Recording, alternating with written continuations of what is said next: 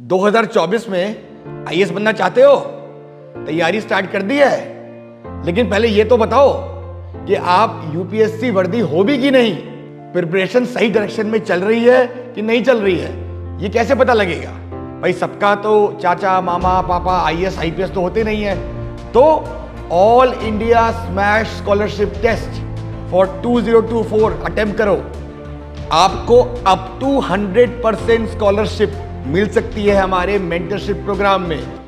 लेकिन उससे भी ज्यादा बड़ी बात, रजिस्टर करते ही आपको 10,000 का माल, 10,000 का स्टडी मटेरियल, लेक्चर और इसके साथ हमारे रैंकर के साथ एक 1-to-1 सेशन जहां आप अपनी प्रॉब्लम, अपनी स्ट्रेटजी डिस्कस कर सकते हैं, ये सब मिलेगा। तो दिए हुए लिंक पे रजिस्टर करिए तुरंत।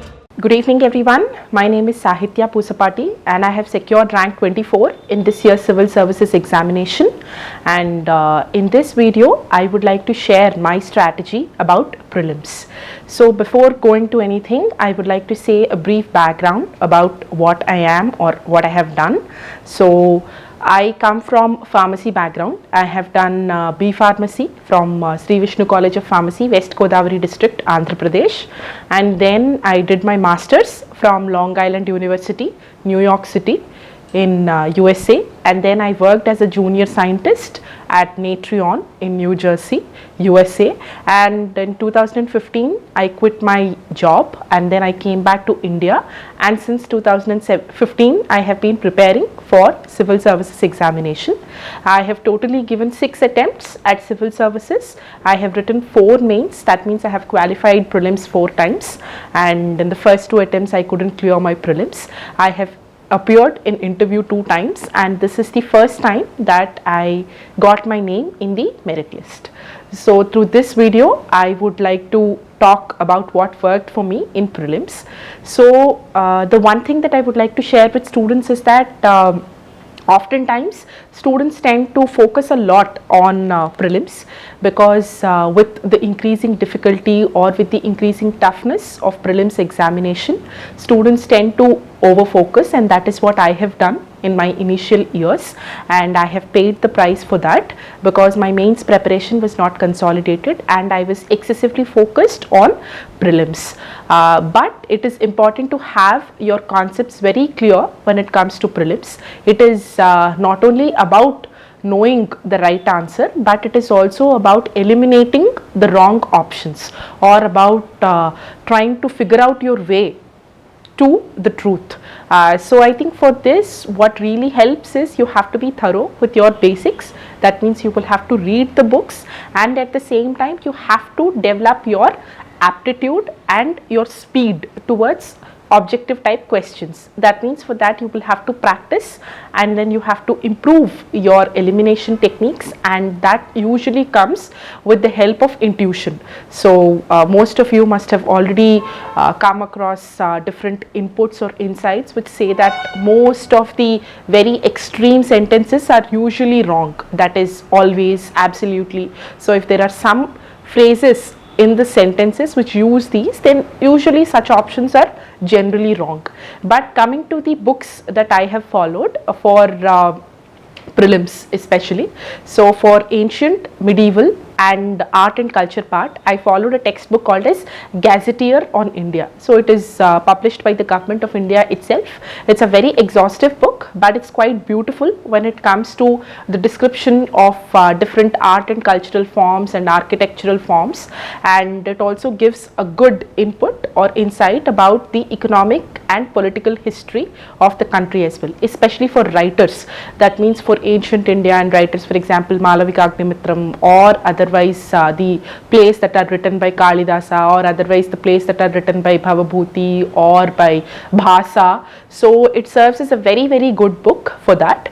And secondly, for modern India, I have followed a textbook called as Shailendranath Sen, Modern Indian History by Shailendranath Sen. I have never followed Spectrum textbook. So Shailendranath Sen textbook is also extremely exhaustive, and it does give really good inputs about the subaltern history. that is about the tribes and the different kinds of revolts that we've had. So it's a good way of understanding the subaltern history of the country.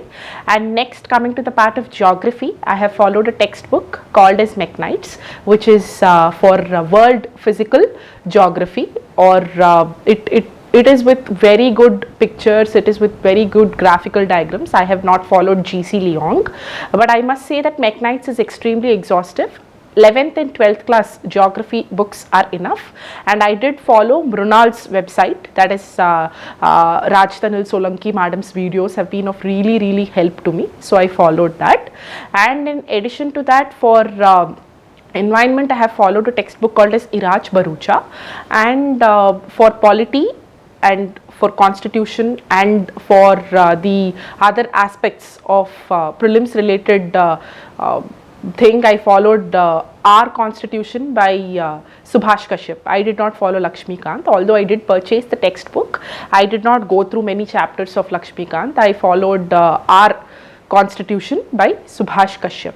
And afterwards, for the economy part, I mostly followed internet, and then I followed Mrunal videos.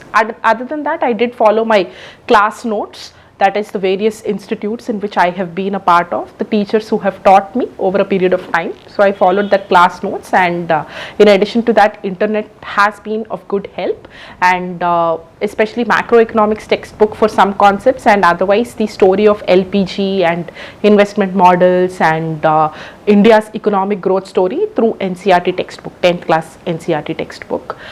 So in addition to this, for current affairs, it is, I must say that for current affairs it has been a mixed bag. I was never very sure of what to follow for current affairs. In the initial years, I was following Hindu newspaper, and I was reading it for like 2.5 hours every day. It would be very difficult, but over a period of time you develop the tricks of trade, and then you cut it down to what should be done and what should not be done, what should be read and what should not be read. So I did follow daily current affairs given by websites like Insights on India, and I also did study the editorials part from the Hindu. I would make sure that I would keep newspaper to the end of my day. That way I would be a little bit more disciplined. So I would contribute around 40 to 45 minutes in the initial years for newspaper, but later on I mostly relied on daily current affairs which are provided by Insights on India, and I never referred to any monthly magazines, although I've heard highly of monthly magazines. And for mains, I followed current affairs classes for by Forum IAS by Dipin sir, but we'll talk about it later. And as far as science and technology is concerned, my optional is zoology. So I had the natural advantage for environment, for classification, and for genetics and microbiology questions that they have been asking in the last few years, because my concepts were already covered through zoology. So that way I have found advantage.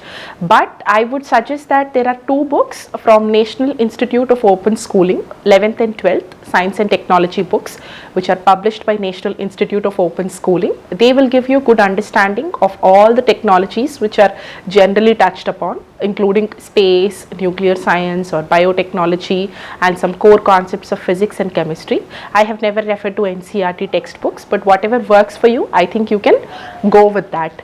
And these are fairly the topics that are generally asked for prelims. So these are the books that one has to study, and I was a follower of Insights on India prelims test series right from 2017 onwards. For my last attempt, I have not sincerely practiced any test series, but from 2017 till 2020, I have followed Insights on India prelims test series. I really found their questions very good. That was honestly the only test series that I followed. Although from Vision, I did purchase the papers which were available in the market, and I followed for history and for environment to some extent from Vision. I found their papers also to be useful, but I have been a follower of Insights on India. So what must be done for prelims is essentially you have to be thorough with your concepts, and then you have to practice. There is no other way. So for people who have just begun their preparation, I wouldn't suggest you take much stress. You can start by solving at least 5 to 6 questions every single day after the first 2 or 3 months of your preparation. Go through the previous year questions for static subjects like polity or otherwise history, or for art and culture. But for dynamic portions, take the help of online resources and also take the help of test series. I have followed this method and it has worked for me, and I hope it works for you as well. And in addition to that, I must say that it is important to use certain elimination techniques for your prelims, because nobody essentially knows the answers to almost all the questions. It's not possible. I would at least attempt 90 questions in all my attempts of my prelims, and I have managed to clear them, especially in the last 4 times I have managed to clear. And in my 2021 attempt, I did clear forest service prelims as well. In addition to general studies, what is happening these days is CSAT is getting very difficult. So I would like to say that please don't neglect CSAT. In spite of your background, in spite of the Ivy League colleges that you come from, understand your strengths and understand your weaknesses. So I think for CSAT, my weak portions have been quantitative aptitude. So what I did was, I did follow the concepts for probability, permutation and combination either through books or mostly through internet. So Don't Memorize is a channel on YouTube that I have followed for probability, permutations and combinations. It's very simple, very elegant and very beautiful. So I found it helpful. And for time and work, for percentages, for profit and loss, and for men and work, and for time and work, or for trains, I mostly did my class notes. I have taken classes from Lakshya Institute at Visakhapatnam from 2015 till 2017, and after that in 2018 I was a part of OGP program of Insights on India. But for my last 2 attempts, I have been associated with Forum IAS. I took test series from Forum IAS and enrolled in their current affairs classes as well.